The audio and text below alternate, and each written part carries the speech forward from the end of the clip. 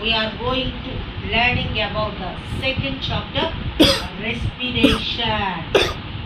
Digestion की, respiration की, circulation కి, ఈ మూడిటికి కూడా ఒకదానికొకటి ఇంటర్లింక్ ఉంటుంది.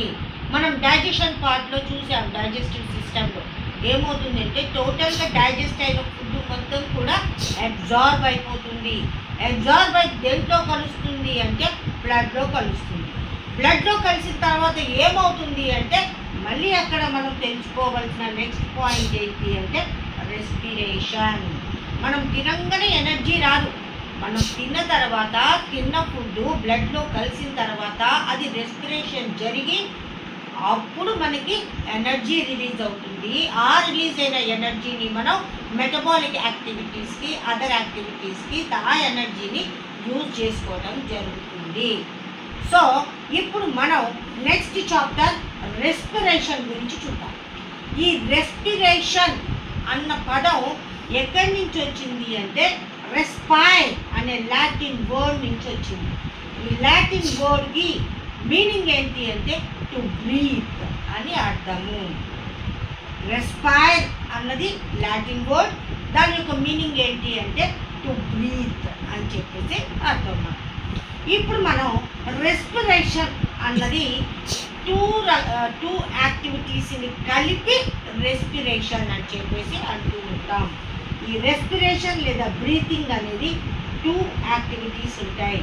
ఒకటి ఇన్హలేషన్ లేదా ఇన్స్పిరేషన్, ఇంకోటి ఎక్స్హలేషన్ లేదా ఎక్స్పిరేషన్ అని చెప్పేసి అంటూ ఉంటారు. మరి ఇన్హలేషన్, ఇన్ అంటే ఏంటి? లోపలికి ఎయిర్ని లోపలికి తీసుకోవడాన్ని ఏమంటారు అంటే ఇన్హలేషన్ లేదా ఇన్స్పిరేషన్ అంటారు. ఎక్స్హలేషన్ అంటే ఏంటి? ఎగ్జిట్ అంటే లోపలికి పీల్చిన తర్వాత గాలిని మళ్ళీ అని బయటికి వదిలేయటాన్ని ఏమంటారు అంటే ఎక్స్హలేషన్ లేదా ఎక్స్పిరేషన్ అని చెప్పేసి అంటూ ఉంటారు. మరి ఈ ఇన్స్పిరేషన్లో లేదా ఇన్హలేషన్లో మనం తీసుకునే ఎయిర్లో ఏ గ్యాస్ని ఎక్కువగా మనం లోపలికి తీసుకుంటాము అంటే ఆక్సిజన్ని లోపలికి తీసుకుంటాం. అంటే ఏంటి? We are taking of air from outside to inside our body is called inhalation లేదా or inspiration. Exhalation or expiration means we exit air from our body to outside is called expiration or exhalation.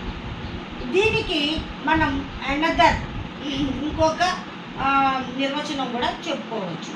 అదేంటి అంటే taking of oxygen into our body from outside is called inspiration or inhalation. Next exhalation లేదా expiration అంటే exit of CO2 from our body to outside is called exhalation or expiration అని మనం కూడా చెప్పవచ్చు. So breathing is equal to inhalation plus exhalation. Both activities combined is called breathing or respiration. ఏమైనా రెస్పిరేషన్లో చెప్పేది ఏంటి అంటే ఆక్సిజన్ని లోపలికి తీసుకొని కార్బన్ డైఆక్సైడ్ బయటకు వదలటాన్ని మనం రెస్పిరేషన్ అంటాము. Oxygen intaking of oxygen into hour body is called inspiration. Exit of carbon dioxide from our body is called expiration. ఇది రెస్పిరేషన్ అంటే. ఇక నెక్స్ట్ తర్వాత ఈ రెస్పిరేషన్ మీద చాలామంది సైంటిస్టులు అనేక రకాల ఎక్స్పెరిమెంట్స్ చేసి ఒకటే చెప్పారు. ఏమని చెప్పారు అంటే ఆక్సిజన్ అనేది రెస్పిరేషన్కి ఉపయోగపడుతుంది. ఆక్సిజన్ని తీసుకున్న తర్వాత ఒక ఫిక్స్డ్ ఎయిర్ అనేది మన బాడీ నుంచి బయటకు వస్తుంది అని చెప్పేసి చెప్పడం జరిగింది. ఆల్రెడీ మనకి ఆక్సిజన్ ఉపయోగపడుతుంది, ఫిక్స్డ్ ఎయిర్ బయటకు వస్తుంది అని బెల్జార్ ఎక్స్పెరిమెంట్ మనం న్యూట్రిషన్ చాప్టర్లో చూసాం. ఆ బెల్జార్ ఎక్స్పెరిమెంట్ చేసిన ఆయన ఎవరు అంటే జోసెఫ్ ప్రీస్లీ.